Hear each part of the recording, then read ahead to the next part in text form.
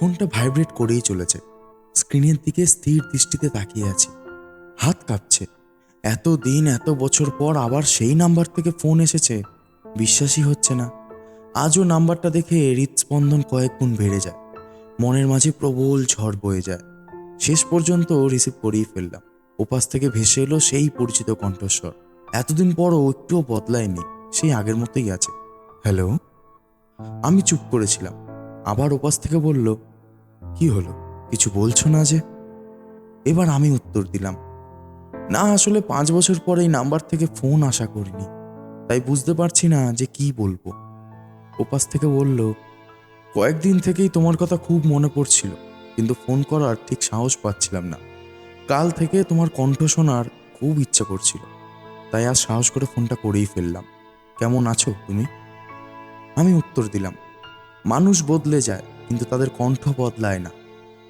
আছি নিজের মতো করে, নিজেকে নিয়ে ব্যস্ত আছি। ওপাশ থেকে বলল, জিজ্ঞেস করবে না আমি কেমন আছি? আমি উত্তর দিলাম, প্রয়োজন নেই।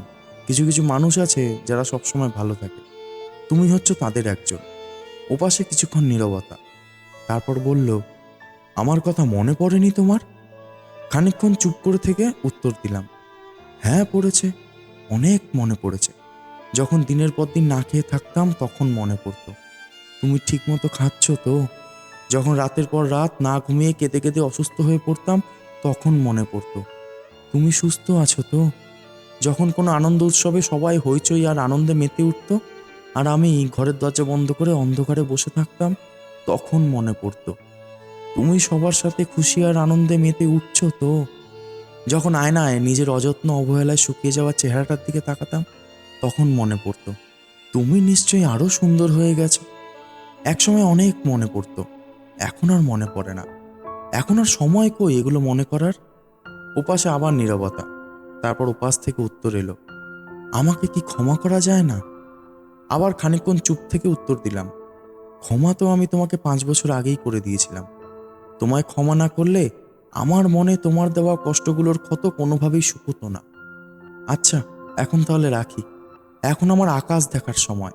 প্রতিদিন রাতে এই সময় আমি আকাশ দেখি, আকাশের সাথে কথা বলি। আকাশ কখনো আমার সাথে ছলনা করে না। প্রতি রাতেই সে তারার ঝুলি নিয়ে আমার সামনে হাজির হয়। আমি কথা বলি, সে চুপচাপ শোনে, একটুও বিরক্ত হয় না।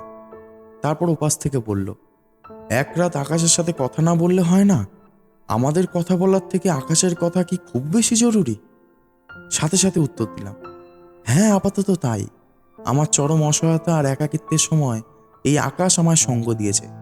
যে 5 বছর আমায় দূরে সরিয়ে রেখেছিলে, তার জন্য আমি সেই 5 বছর আমার পাশে থাকা সঙ্গীকে দূরে সরিয়ে রাখতে পারবো না। আচ্ছা, আমি এখন যাব। রাতের আকাশ আমার জন্য অপেক্ষা করছে। আজ খুব সুন্দর একটা চাঁদও উঠেছে আকাশে। আজ চাঁদের সাথেও কথা বলবো।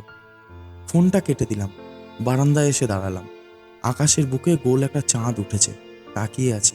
খুব কষ্ট হচ্ছে। সেই 5 বছর আগের মতো কষ্ট, যখন তুমি আমাকে ছেড়ে চলে গিয়েছিলে। কি এমন দোষ ছিল আমার যে চলে গিয়েছিলে? আজও তা আমি জানি না। তারপরও অদ্ভুত বিশ্বাস আর আশা ধরে রেখেছিলাম, একদিন তুমি আসবে, আমি অপেক্ষা করব। করেছি, অনেক অপেক্ষা করেছি। ভেবেছিলাম যেদিন তোমার ফোন আসবে খুশিতে চিৎকার করব, তোমার পানে ছুটে চলে যাব। দিন যায়, মাস যায়, বছর যায়, কিন্তু তুমি আসো না।